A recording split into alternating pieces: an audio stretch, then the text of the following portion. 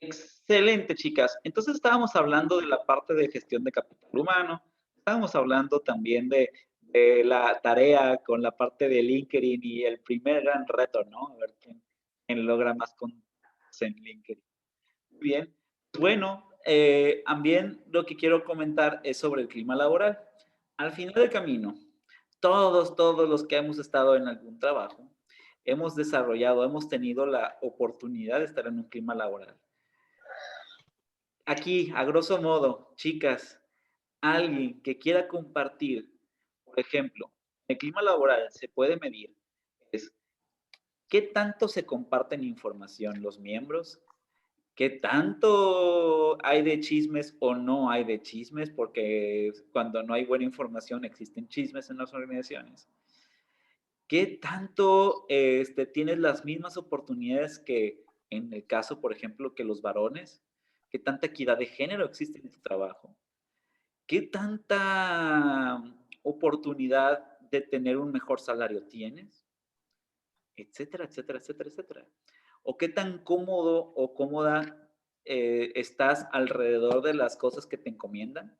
Por ejemplo, me ha tocado empresas en donde, no sé, te piden prospectar y tú te tienes que ver cómo, ¿no? Si tú agarras camión, si tú agarras taxi, para ellos no les importa. O tengo otras que también exageran y están bien cañonas, que por ejemplo hay el carro de la empresa y tú te vas en el carro de la empresa. Por ejemplo, para pues, que te dan una computadora para poder desarrollar tu trabajo. O así. ¿Qué tanto tienes condiciones de ese tipo en tu trabajo? ¿Sí? Entonces estamos hablando de clima laboral. En general, alguien que quiera compartir, porque yo sé que algunas de ustedes están con información relativamente sensible y ojo que no quiero tocar esa información sensible. ¿Alguien de ustedes quiere compartir cómo para ustedes es el clima laboral en donde están? ¿O en donde estaban? También aplica.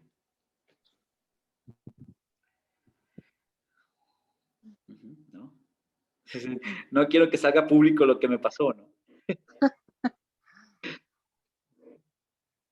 Pues el clima laboral en mi empresa, pues la verdad es muy bueno. La verdad, mi jefe, ay no, no, ¿cómo le digo? Pues es muy empático con sus trabajadores, nos ayuda mucho, nos apoya. Por ejemplo, a mí en mi caso, mi hora de salida era a las 2 de la tarde, me da permiso de salir una hora antes para yo poder llegar a mi casa a tomar mi clase. Cuando no tengo en qué venirme, me puedo quedar en la oficina tomando las clases. O sea, son ciertos detalles que la verdad en otro trabajo yo no los tenía. O sea, no sé si a eso se refiere, profe. Por supuestísimo. Ajá, ¿Sabías? Ajá, sí, tú. Tú. ya, profe. Te voy a decir algo. Tú dices, esos pequeños detalles son grandes detalles al finalizar de todo, ¿no? Es decir, Sí. a lo mejor te pueden ofrecer un empleo, dices, ¿sabes qué? Ahorita se gana, por decir un número, ¿eh? Ahorita gano 6,000 mensuales. Y a lo mejor me ofrecen uno de 7,500, 8, pero dices, no, pues con lo que me dan aquí, aparte no quiero traicionar, bla, bla, bla. A lo mejor no sea tan fácil que te vayas de ahí, ¿sí? Comparado con alguien que no está muy contento con sus condiciones de clima laboral. Y Ah, eso es lo no, que iba sí. a donde voy.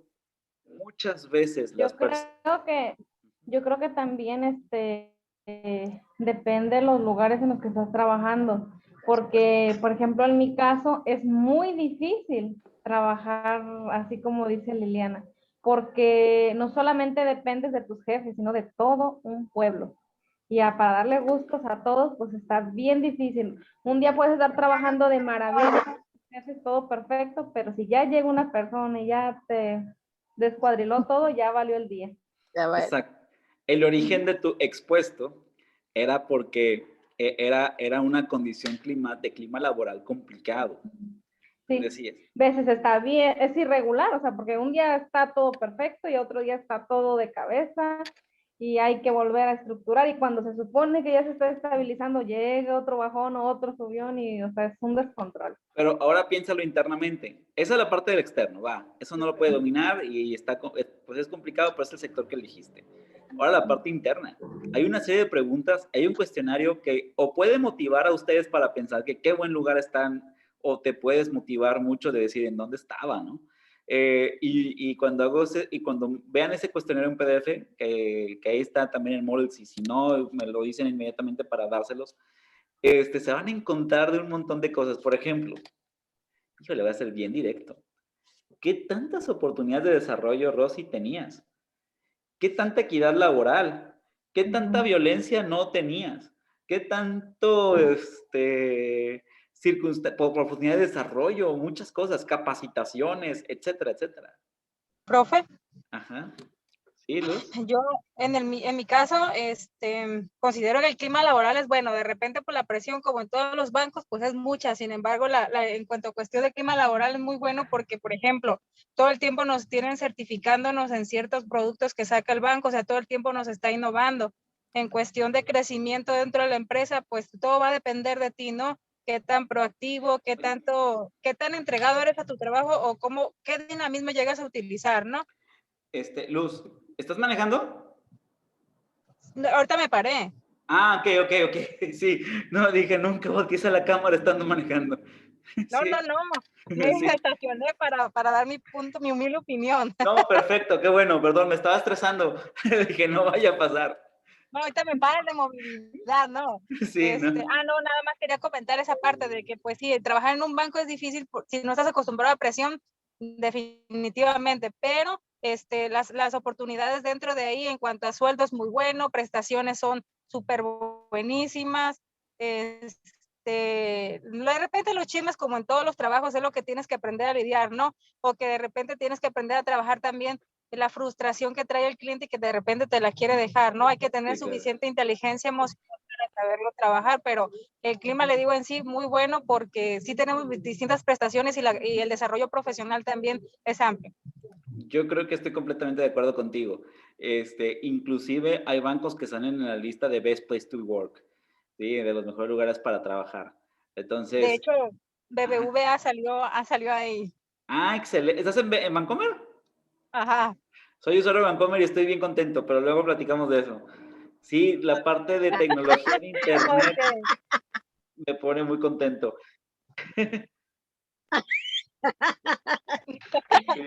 Quejas no, dile Luz. Quejas no, ¿verdad? Voy a conducir con Ahorita Luz. nomás de la clase, profe. No, no te preocupes. No, la verdad estoy bien contento con su banca. Su banca en línea está muy padre. No tengo necesidad de ir al banco, con eso te digo todo. O sea, ok, entonces qué bueno. Digo, estamos hablando de cosas de Best Place to Work, ¿no? Decir, oye, tienes el desarrollo. Ojo, cuando hablábamos de clima laboral, no es que te chiquen a tal grado que te den masaje mientras trabajas. No va por ahí. Puedes tener un ambiente retador, sí, pero mientras el ambiente retador tenga todo lo necesario para que sientas que te estás desarrollando y estás haciendo una mejor persona y que al final del camino quedes contenta contigo misma, estás del otro lado. Disculpa. Acá. ¿Sí? Entonces, voy a desactivarte todo el audio porque creo que me cantaste en algún lugar. Entonces, pues por ahí va el clima laboral, chicas. Y dentro del clima laboral, pues también estábamos hablando del medio ambiente, de los climas. ¿Sabían ustedes? Bueno, bien, comentarles, chicas, hay una parte de clima laboral que tiene que ver, por ejemplo, con el estudio del clima laboral, hoy nomás, del microclima, que tiene que ver con el estudio entrópico. Por ejemplo, las empresas, sobre todo grandes, llegan a estudiar la parte de qué tan bien está la silla en donde te sentaste, qué tanta luz emite las luces de la computadora donde estás, si trabajas con computadora, si trabajas en una fábrica, qué tantas enfermedades puedes desarrollar por no tener una buena postura o por tener una buena luz, etcétera, etcétera, etcétera. Que también tiene que ver con el estudio de clima laboral, ¿sí? Donde analizan todo eso, ¿sí? De que no tengas el equipo necesario. Se da mucho, por ejemplo, y vamos a hablar de higiene, de seguridad de higiene. En algunas industrias, por ejemplo, te obligan a tener ciertas medidas que dices, parece exagerada, pero piénsalo en un futuro, piénsalo en un masivo, ¿no? Pues lo que único que están haciendo es velando por tu seguridad, ¿sí? Por ejemplo, ¿alguna de ustedes alguna vez ha probado lo que es la industria, el irte con casco, con irte con zapato cerrado y así sucesivamente? ¿No les ha tocado ese viaje a la industria? Si la respuesta es no, ya pasando la pandemia, se tiene que programar porque tiene que conocer la industria. Sí o sí o sí, ustedes tienen que conocer cómo funcionan las medidas industriales, la seguridad industrial, la situación así. Porque es diferente y tienen que ser un estudio entrópico, tienen que ver mucho de esa situación. Bien, tienen que ver la gestión del recurso. Bien, dentro de las dimensiones también del clima laboral está cuáles son las relaciones laborales, cuáles son la estructura, cómo están los estándares del lugar, cómo se manejan los conflictos. Hace ratito estábamos hablando de los chismes, ¿no? La identidad de la empresa, cómo es tu sistema de recompensas. Aparte del salario, recuerden que está el diferentes tipos de salario, hay diferentes tipos de compensaciones y hay diferentes tipos de prestaciones que te pueden hacer complementar un salario como tal. Vamos a hacer no mucho lo de Liliana, ¿no? Decía, no sé, mi jefe me deja tomar una clase y para ella se vuelve muy importante esa parte. Y el ser escuchada y ser atendida se vuelve bastante bien, ¿sí? O sea que se vuelve una especie de salario emocional, a tal grado de que la tiene en un gran estima, en este caso, a este puesto de trabajo. Entonces, muy normalmente recursos humanos se componen de personas que entienden a las otras personas. Muy bien. Dentro de los climas laborales, no te tocó, Liliana, gracias a Dios, está el autoritarismo explotador. El autoritarismo explotador es lo que yo diga y nada más lo que yo diga. Si yo digo que el cocodrilo vuela, vuela bajito.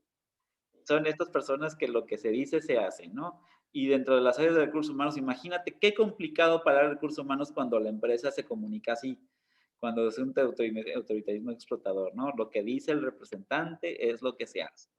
¿Ok? También tenemos En ese caso, maestro, Sí, qué excelente. en ese caso recursos humanos es para la empresa, ¿no? No para los trabajadores. Es para la empresa. Sí, yo he tenido lugares en donde el recurso humano se va directamente para las ganancias de la empresa. Sí, yo también. Muy bien. Oye, te cambio el label. Justo estaba hablando hace rato. Yo te veo como usuario. Soy malito para los nombres. ¿Me acuerdas de tu nombre de pila? Azucena, maestro. Azucena. Ah, caray. ¿Aparece 2 veces? Sí, lo que pasa es que no le sirve el audio a mi compu y tengo que conectar el teléfono. Ah, ya. Con razón. Algo no me cuadraba. Ya, gracias. Excelente. Muy bien. Entonces, dentro del clima laboral estábamos en esa parte. Sí, hay empresas que ven más por la empresa, definitivamente. El área de recursos humanos. Y estábamos en el paternalista, que es otro extremo. El paternalista es, ¿qué necesita el empleado? ¿En qué te ayudo? Y se vuelve como un padre para ti, ¿no? El autoritarismo. Aún así, no confías en el trabajador del todo, pero estás como muy al, ¿qué necesita mi niño? Que en este caso es el paternalismo, ¿no? El otro es el consultivo. El consultivo es el que tienes tanta confianza en esas personas que de alguna manera dices, es que tiene completa la capacidad y esta persona puede por sí sola. Y entonces en este caso nada más te vuelves como un consultor de la empresa como tal. La actividad 2 del día está aquí, esta liguita, la estuve probando justo hoy también para ver si todavía funcionaba bien y todo, y está excelentísimo. Este link les va a llevar a un PDF, que el PDF es un micro cuestionario de clima laboral. ¿Qué es lo que quiero que contesten?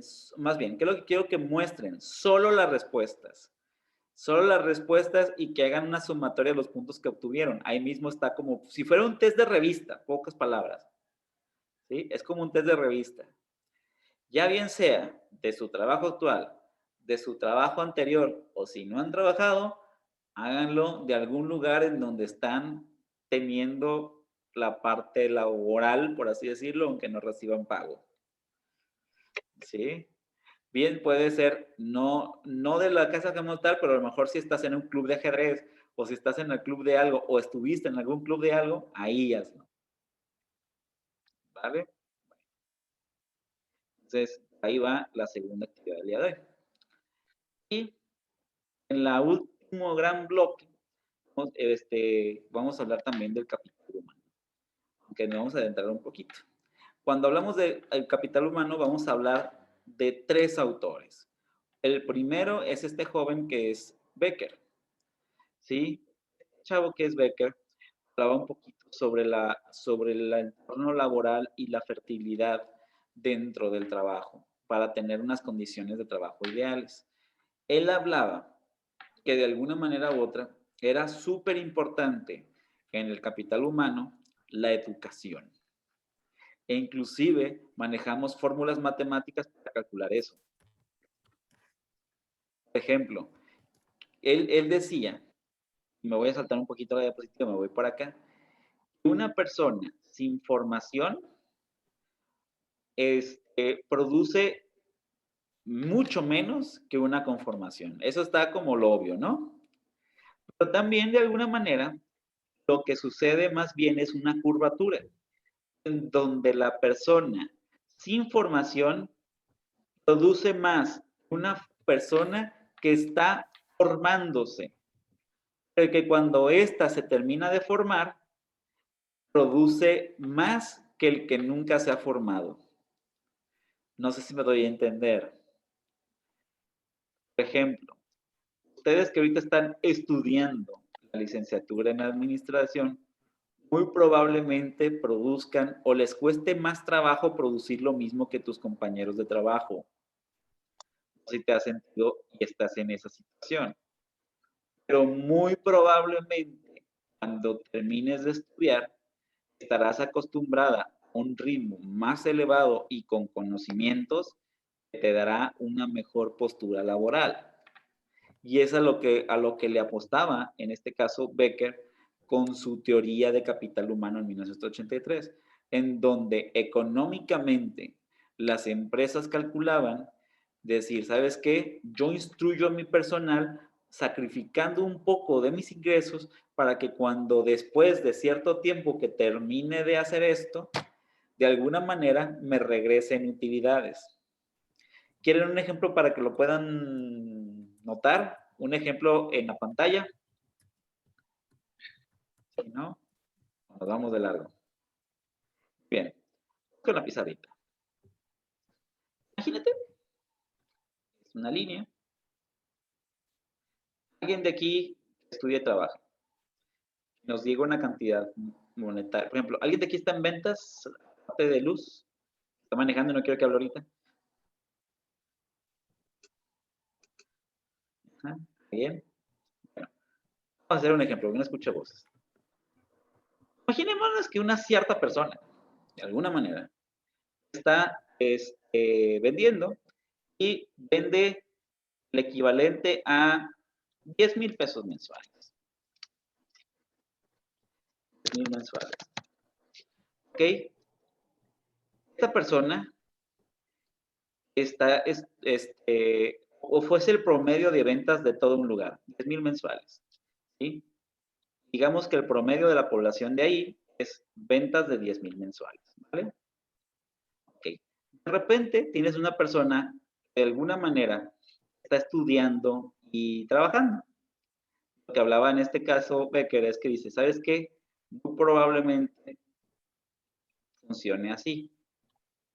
¿Sí? Muy probablemente funcione así. Si el promedio de venta de todos era 10,000 mensuales, a lo mejor esta persona está vendiendo no 10,000, a lo mejor está vendiendo 7,000 mensuales. Y tú dices, no es un buen trabajador porque lo mantenemos y está por debajo de la media, ¿no? Bueno, resulta ser que en esta teoría, por ejemplo, puede pasar que esté estudiando y dure estudiando 36 meses, o sea, 3 años. Bajo esta teoría, dice, seguramente que cuando termine de estudiar va a seguir con este ritmo y al poco tiempo, esta persona en vez de vender 10, va a vender 20,000 mensuales. Entonces, la empresa invierte una cantidad monetaria para que la otra persona se termine de desarrollar, sacrificando un poco su utilidad. Pensémoslo como la empresa. Si estamos teniendo esas cantidades monetarias, pregunta, ¿cuánto tiempo le demora a la empresa retornar los márgenes de utilidad promedio de una persona? ¿Sí? Por ejemplo, el promedio gana 10. Esta persona gana 7, significa que ¿cuánto deja de ganar? 10 menos 7, 3. Perfecto, escuché ahí un 3. 3,000 mensuales. ¿Ok? Entonces, estás sacrificando tú como empresa 3,000. ¿Durante cuánto tiempo? 36 meses. Entonces, estamos hablando de 3,000 por 36, ¿cuánto da?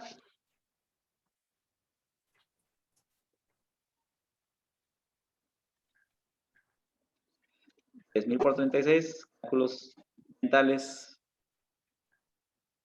Se atoró. 3,000. 102,000. 102,000, gracias. 100 en vez de 7. En 5 meses lo recupera. Prácticamente, ¿no? En 10, porque acuérdate, ¿me escuchan? Sí. Me está llorando la computadora de que no tenga la presentación así. Ok, entonces en 10 meses recuperas el promedio. Entonces la pregunta, ¿tú como empresa te conviene tener la persona capacitada? Sí, mientras ésta se quede mucho tiempo. Mientras después de capacitarse se siga quedando conmigo. Y así. Pero ahí sería como conveniente hacer como algún tipo de contrato Si tú lo ves así, tal para vez. que convenga como empresa. Si no, pues lo capacitaste y para que se fuera a otro lado a producir. Por supuesto. Y también llega el siguiente punto que también puede ser muy ruidoso para ustedes. Chicas, yo clasifico como la vida, digámoslo así, diferentes tipos de empresas. Hay empresas que ofrecen yo le llamo salario escuela. ¿Qué es salario escuela? Son esas empresas que te contratan cuando no sabes suficientemente del puesto, pero que se arriesgan por ti para que tú conozcas del puesto y le seas productiva, te pagan menos que el promedio. Luego están los salarios promedios de la actividad, donde te pagan justo la mitad y que te exigen justo la mitad, y la idea es que con que rindas la mitad para arriba, con ellos ya están los que yo le llamo los sueldos top de categoría, donde el sueldo de top de categoría es que te pagan porque eres muy reconocido en algún tipo de acción. ¿Ok? Para ponerlas en un contexto, un salario de algún administrador, salario escuela, puede ir desde los 5,000 pesos hasta los 9,000 pesos. ¿Ok? Un salario de administrador promedio en Colima o en México anda rondando los 12,000 a los 14,000 pesos. Un salario top de categoría de un administrador puede estar rondando los 80,000 pesos o 90,000 pesos o más, dependiendo si ya eres también el CEO, ¿no? Entonces, ¿ya vieron la diferencia entre una categoría y otra? La pregunta es, ¿cómo me vuelvo un top de categoría, verdad? ¿Cómo me vuelvo un top de categoría para valer 80,000 pesos mensuales, ¿no? Bueno, tiene que ver con preparación, estudios y resultados. Esos tres. ¿Sí? Es decir, me preparo y conozco las cosas que no todo el mundo está conociendo. Voy estudiando y me voy especializando y me preparo y veo los detalles que nadie más está viendo y logro resultados con ese experimento. Con eso estás en el top de categoría. ¿Vale? Entonces, también va por ahí. La apuesta de las empresas es que la persona se prepare para que poco a poco, a pesar de que le estés pagando tal vez un salario de escuela, de alguna manera te produzca lo de un salario promedio. Y que poco después dice Rosy, le pongo un contrato, lo único que harías es que la persona justo cuando termine ese contrato se deje de estar contigo. La idea es que siga estando contigo a pesar de que él no sepa que sea un top de categoría. Y es en donde le sacaste ganancias, pero brutales. ¿Sí? Y dices, ¿y cómo mantengo una persona que está produciendo y es reconocido? Bueno, con incentivos, con salarios, con compensaciones adicionales, con cosas adicionales, con ascensos, etcétera, etcétera. Y todo un sistema. Bueno, agreguemos a Schultz otro joven. Miren, lo que decía este Schultz es que además de la parte de la formación profesional y de medir eso, él decía, ¿sabes qué? También importa mucho la salud de los empleados, su expectativa de vida y su rendimiento físico o su vigor. También importa mucho lo que estudie dentro de la compañía y también importa mucho su situación familiar de tal grado de que evitemos de que se tenga que trasladar de un lugar a otro o si se traslada, que no tengamos un ambiente controlado para que continúe nuestra empresa. Dicho de otra manera, hay empresas que se preocupan demasiado en la salud del individuo. Alguien de ustedes, por ejemplo, tiene en el trabajo o llegó a tener en el trabajo donde estaba un programa de salud preventivo o médico en el lugar. Bueno. Nosotros sí, maestro. Tenemos un paramédico que nos lleva a control. Entonces, por ejemplo, ahí estás hablando de un servicio de salud para poder ir preveniendo. La idea es esa parte. Dice, ¿sabes qué? A mí me conviene que la gente vaya. Yo pierdo dinero cuando la gente no va. O pierdo productividad, si lo piensas así, cada vez que no va una persona. Pues yo lo que quiero es la persona más sana posible. Para empezar, contratas a una persona que no se te vaya a romper luego. Y para seguir, no solamente eso, sino que si ya tengo a alguien, veo y velo por su salud, ¿sí? De tal suerte de que la persona pueda ir lo más posible. Inclusive, ahorita está en vigencia, por ejemplo, está muy de moda desde hace como un añito y fracción, el arranque de la NOM 35, que tiene que ver sobre los sistemas de condicionantes de estrés. Ahora, el estrés lo están poniendo como un motivo de falta de trabajo. ¿Sí? Entonces, ya pueden llegar por parte de Secretaría de Trabajo a multar a una empresa que tenga generadores de estrés. Entonces, también se está midiendo eso, las empresas están volteando a ver eso, al menos porque les ponen multas, entonces ya están buscando la manera de no tener generadores de estrés. Por ejemplo, en la Ciudad de México está agarrando mucha fuerza que en lugares de trabajo grandes tengan su propio centro de yoga, o que tengan su propia sala de meditación, o que tengan su propio psicólogo en el momento de la empresa. ¿Sí? De tal suerte de que se puedan prevenir algún síntoma psicológico. Y aparte el médico. Aparte la cuestión física. ¿Sí? No vamos tan lejos. En el lugar de trabajo en donde estoy, en un área, teníamos psicólogo. Y creo que sí lo necesitamos mucho porque atendíamos muchas personas. Entonces, sí era como de estar bien emocionalmente y físicamente para poder andar ahí. ¿Sí? Entonces, bueno. Entonces también va por ahí, también va por la situación familiar y la situación personal. Oye, que de repente, ¿sabes qué? Es la mejor trabajadora, produce mucho, nunca se enferma, qué bárbara, salió como de hierro, pero resulta ser que tiene una bronca, se tiene que mudar del estado, ¿no? Híjole, ya se acabó nuestra gran empleada. Y las empresas pueden venir abajo con eso, ¿eh? Con circunstancias familiares en donde te puedas salir de trabajo o algo, ¿no? Donde te puedes salir del lugar. Y entonces, ¿qué programa tienes para que la persona no se vaya o si se va, al menos continúe contigo?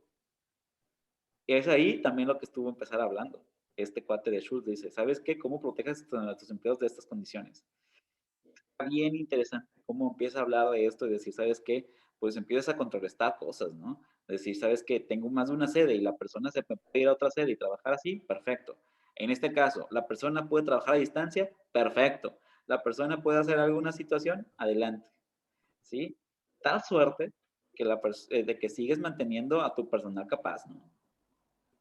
Bueno, y entonces ahí dejo una pregunta, no es una pregunta de tarea, bueno, me la dejo ahí. ¿Qué otro factor crees que es necesario para conservar a tu personal? ¿Sí? ¿Qué otro factor aparte de las migraciones internas, profesionales y de salud piensas que son importantes para conservar? ¿Sí? Bien. También, dentro de la capital humano, quiero ver cómo ando en tiempos. Ah, no, vamos tempranito. Pensé que era más tarde, chicas, de repente. Sí, no estamos hablando de las aportaciones de capital humano. Hablo también de Jacob Mincer. Todos estos hablaron como de la raíz, que en este caso es de evaluar, o más bien de dar condiciones adicionales al ser humano, ¿vale? Y lo que hablaba él, hablaba mucho sobre la situación de los salarios y los trabajos, en donde de alguna manera la capacitación laboral tenía, o él comentaba, a medida de que la persona se capacita, esta contribuye a tener un aumento salarial y que de alguna manera, si lo manejamos desde la parte de equidad o de economía en general, esto también surgía o hacía que existiera una desigualdad en los ingresos. ¿Qué es esto? De alguna manera, las sociedades que tienen mayor acceso al capital humano, perdón, mayor acceso a la educación, son sociedades que tienen mayor acceso a recursos económicos. Estas también producen más. Si lo analizamos con la gráfica que tenemos aquí, que decía, una persona formada tiene acceso y recursos y herramientas para poder producir a veces hasta el doble o hasta el triple de una persona que no lo tiene. Entonces estamos hablando de que si lo vemos en un contexto global, las personas que tienen acceso a la educación y que de alguna manera aplican la educación, a nivel social se genera un mayor rendimiento económico que las que no tienen. Es por eso, por ejemplo, compárense, México. México tiene muchísimo más acceso a recursos que otros países. Muchísimo más. Estamos pensando que somos la 11ª economía del mundo. Si somos cerca, o bueno, el estudio lo hicieron de 140 países, no suena que estamos tan mal. ¿Sí? De alguna manera u otra, tenemos más condiciones que otros. Compáralo con un Sudán del Sur, por ejemplo, y piensa en el salario mínimo de Sudán del Sur y nuestro salario mínimo.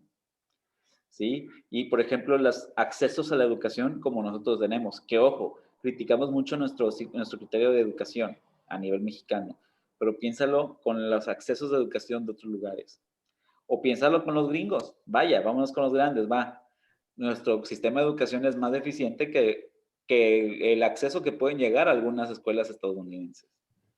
Y entonces a lo que hablaba es eso, de cómo la educación y la riqueza van muy de la mano, ¿sí? Normalmente analiza a las personas con mayor acceso a riqueza y tendrán mayor nivel educativo.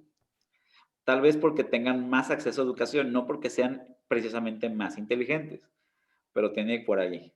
Y entonces, la pregunta es, chicas,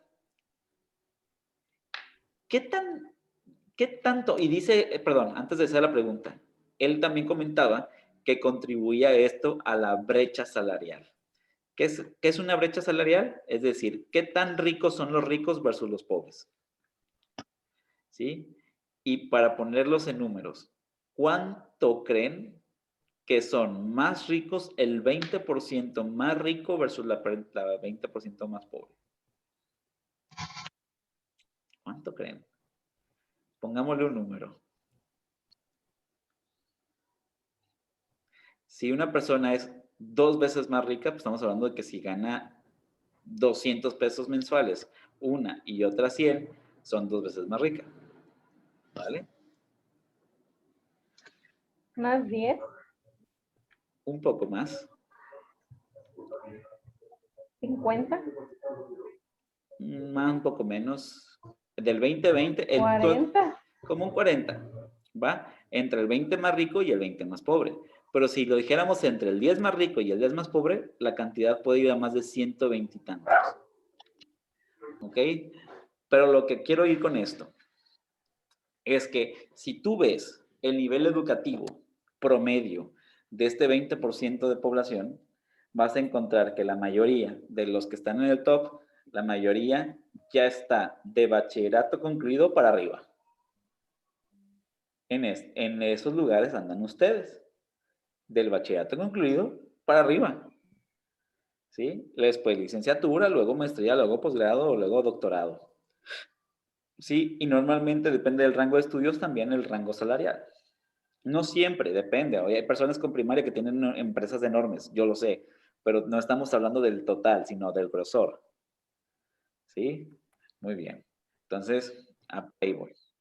Muy bien, y entonces la educación, según la parte de Minzer y de Becker, tiene muchísima relación con el nivel, con el nivel económico del grupo social. ¿Ok? Hay una aplicación que justamente hoy, una página de internet que te puede también poner en perspectiva. Uno en la página de internet pone cuánto gana al año o cuánto ganó en el año y te pone, a nivel hogar, pues, o sea, que en el hogar cuánto se genera y te pone en qué porcentaje de la población estás. ¿Sí? En nivel de riquezas. Si dices, ganas más que tanto por ciento de la población, ganas menos que tanto por ciento de la población. Está bien cañón porque te puede poner una perspectiva, ¿no? Es decir, okay, lo que yo hago, ¿en qué parte de la población me pone? O bien sea para que te agradezcas porque digas, gracias a Dios tengo una fuente de trabajo que me da suficiente riqueza para tener hasta este nivel. O digas, no manches, a lo mejor tengo que hacer esto, esto y esto y esto. Muy normalmente es la primera, ¿eh? Aunque no lo crean. Aunque no lo crean, estás en la primera. Pues todos los que estamos aquí normalmente tenemos mucho más capacidad económica que muchísima gente. Muchísima. ¿Ok? Bueno. Hasta ahorita, ¿alguna duda, ansiedad, comentario, algo que me quieran decir? Estírense, tomen agua. ¿Nada? Muy bien. Queda 1:42. 5 minutos de sueño. Sí, he visto ahí, por ejemplo, dije, pues, ¿qué pasa? Pues es recursos, está bien. Bueno, ya que vivan la experiencia de recursos humanos ahorita con la plataforma, con la parte de eso, van a tener el golpe. Bien. ¿Vamos a conectar, chicas?